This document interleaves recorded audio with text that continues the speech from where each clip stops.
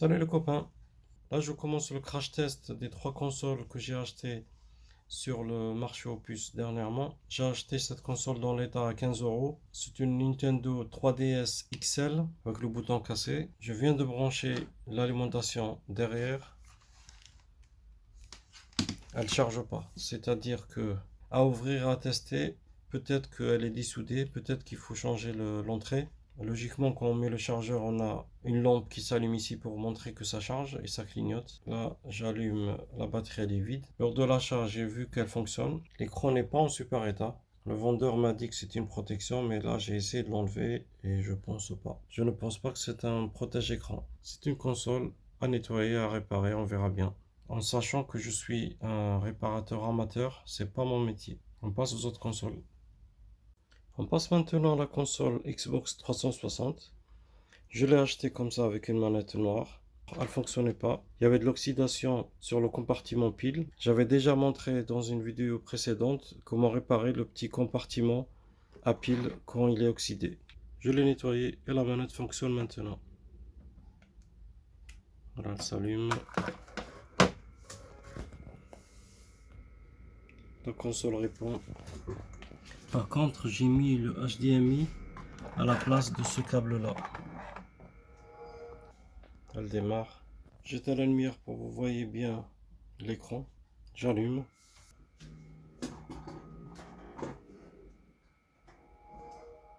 Voilà, elle fonctionne. On a un disque dur de 60 Go avec. Voilà, la console a bien 60 Go. Si on enlève le système de Microsoft, il nous reste 51 Go d'espace.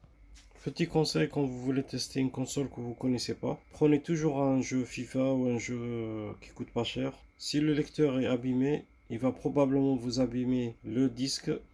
Au moins si ça part, vous perdez pas grand chose. Vous perdez un jeu qui ne coûte pas cher. On ouvre le tiroir. Déjà le tiroir il fonctionne, il s'ouvre. Je mets un jeu que j'ai eu, je sais pas, d'occasion. Et on ferme le tiroir. J'allume la manette.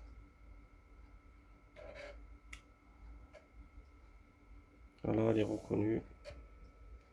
C'est la manette qui était vendue avec la console. En sachant que ce modèle-là se vend avec une manette souvent filaire. On passe à l'écran, on lance le jeu, on verra. Ce modèle-là, 20 euros, je pense que c'est un prix normal. C'est pas une excellente affaire. Elle a un peu du mal à lire le jeu.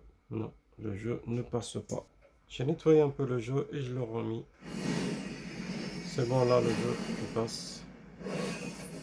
C'est une console à ouvrir et à nettoyer.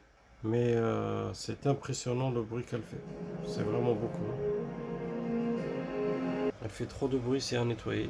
Généralement, pour une console de cet âge, il faut tout nettoyer et même refaire la pâte thermique du processeur. Je ne vais pas trop l'utiliser de suite. Je vais la laisser pour un éventuel nettoyage. J'ai même le son qui coupe un petit peu. Donc c'est une console à nettoyer. Mais elle fonctionne. On passe maintenant à la Super Nintendo. C'est une console que j'ai achetée 40 euros avec deux jeux, le Super Mario All Star et les Schtroumpfs. Je vais la tester avec vous et on va voir si ça fonctionne. Là, elle s'allume pas. La première des choses quand on regarde, quand on teste une console et qu'elle s'allume pas, première des choses c'est qu'on regarde ici, est-ce qu'il y a un faux contact ou pas. Donc je fais bouger et je regarde. Je regarde. Non, du tout.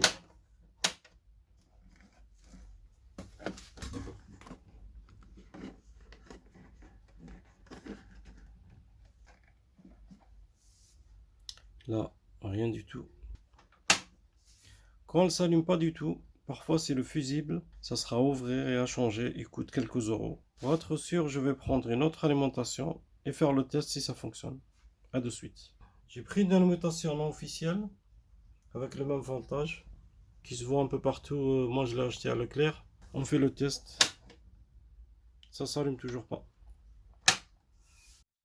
Vu le temps que ça va prendre à réparer cette console, je ferai une vidéo à part sur la réparation de la Super Nintendo. Je vous partage toutes mes connaissances, je reste un amateur à mon rythme et j'apprends tous les jours. Je vous dis à la prochaine sur une autre vidéo spécialement pour ça.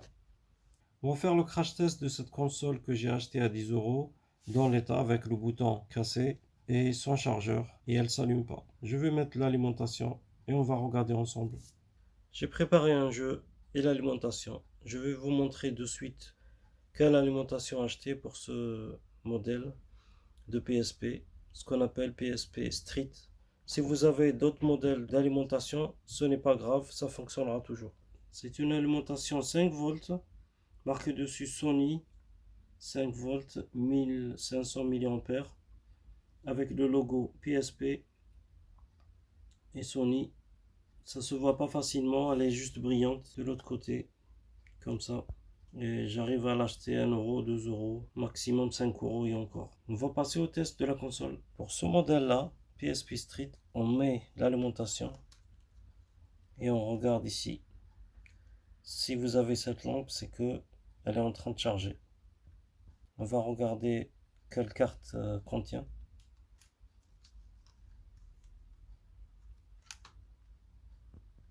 SanDisk 4 Go. On la remet. Pour allumer cette console, vous avez le bouton en bas. On appuie, hop. Voilà, elle fonctionne. L'écran est OK. Le chargement se fait bien. Je vais mettre un jeu pour tester le lecteur. On ouvre par ici. On met un jeu. Le côté brillant vers nous. Et ces deux points là en haut. On ferme. Et on attend. C'est comme les autres consoles. Vous avez un truc qui tourne ici, c'est que le disque est en train de se lire. Et on va attendre.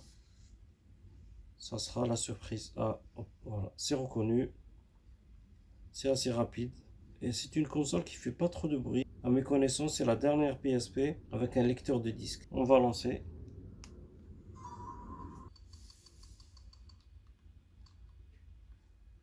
Le bouton ne fonctionne pas. On va utiliser la croix directionnelle qui fonctionne. X.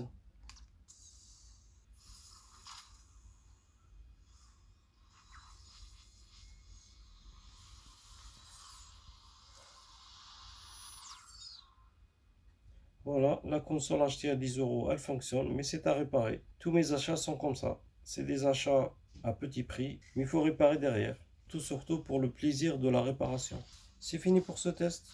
J'espère que vous avez passé un bon moment en ma compagnie. N'hésitez pas à partager, à liker, à laisser des commentaires. Et n'oubliez pas, prenez soin de vous, de vos familles, de vos proches. Et sachez que le jeu est un plus, c'est pas la base de la vie. Et je vous dis à bientôt. Au revoir. Ciao.